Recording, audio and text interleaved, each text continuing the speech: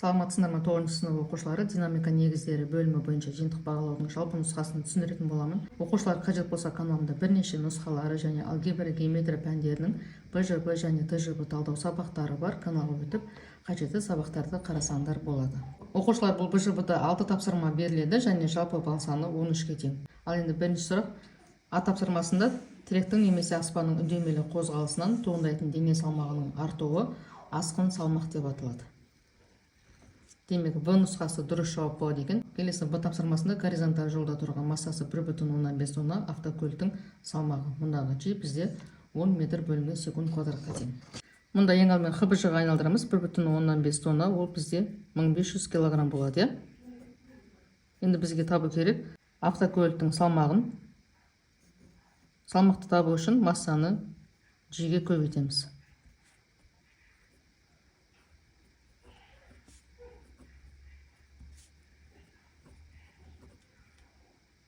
Сонда автокөліктің салмағы тең болады екен 15.000 ньютонға.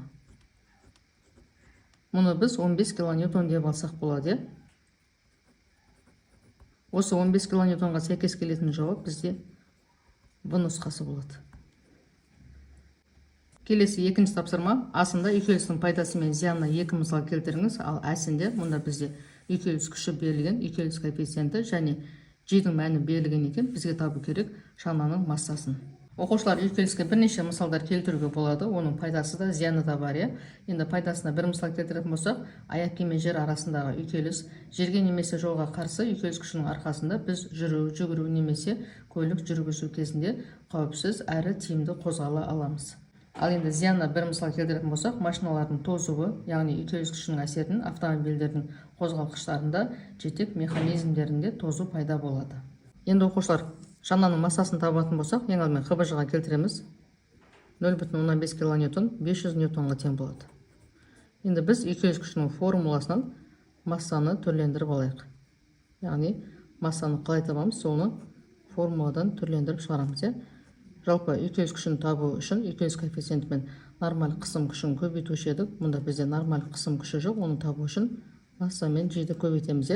Енді осы формуладан біз массаны табу үшін үйкеліс күшін бөлеміз мұндағы үйкеліс коэффициенті мен G-дің көбейтіндісіне.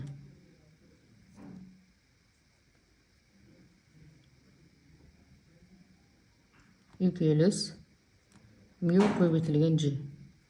Үйкеліс күші бізде 500-ге тең. Ал үйкеліс коэффициенті 0,1-ге тең, көбейтеміз G-ға. Сонда, мұнда біз көбейткен кезде 1 болады, 500 ньютонды бөлеміз 1-ге, сонда салмағы тең болады екен 500 килограммға. Яғни 0,15 тонна деп алсақ болады.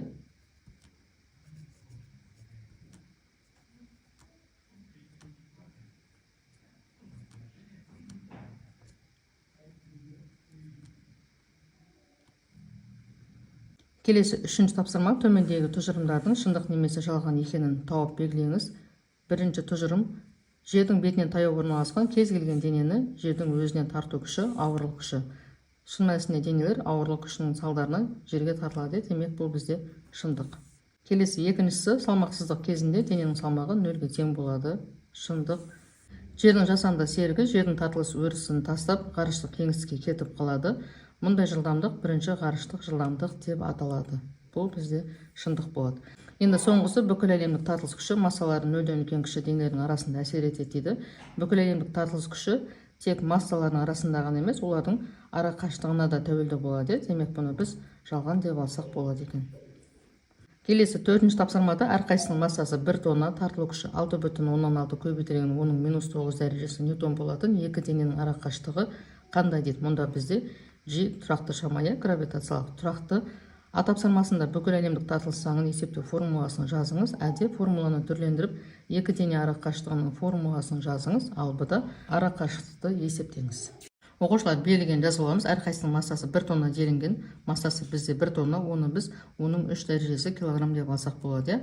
Енді арасындағы тартылу күшінің мәні берілген, гравитациялық тұрақтығының мәні берілген. Бізге табу керек осы екі дененің ара қашықтығын. Мінекей А тапсырмасында бүкіл әлемдік тартылыс күшінің формуласын жазып қоямыз. Енді осы формуладан ара қашықтықтың формуласын түрлендіріп аламыз. Енді мұндағы берілген мәндерді пайдаланып ара қашықтық табамыз, сонда ол тең болады екен 100 метрге. Келесі 5-ші тапсырмада суретте баланың шананы сүйреуі көрсетілген. А тапсырмасында суреттегі шанаға әсер ететін күштердің бағытын сызып көрсетіңіз дейді. Мұнда бізде жоғары қарай тарту күші әсер етеді. Яғни алдыға қарай.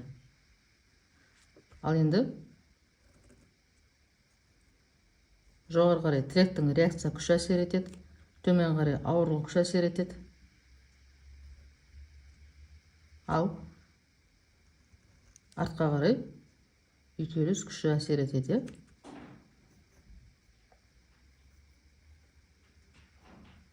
Енді келесі А тапсырмасында суреттегі шанаға әсер ететін күштердің түрлерін жазыңыз деген. Мұнда жазамыз тарту күші, тіректің реакция күші, ауырлық күші және үйкеліс күші.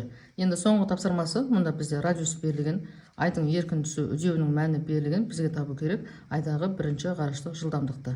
Мұнда бізде радиусы 1838 км екен, оны ХБЖ-ға айналдырамыз. Былай алсақ болады: 1,838 көбейтілген 10-6 дәрежесі метр деп алсақ болады. Енді бізге табу керек бірінші ғарыштық жылдамдықты. Ол үшін G мен R-ді көбейтеміз, және бұл бізде түбірдің астында. G бізде 1,10-6-ға тең. Ал радиусы 1,1838 көбейтілген 10-6 дәрежесіне тең.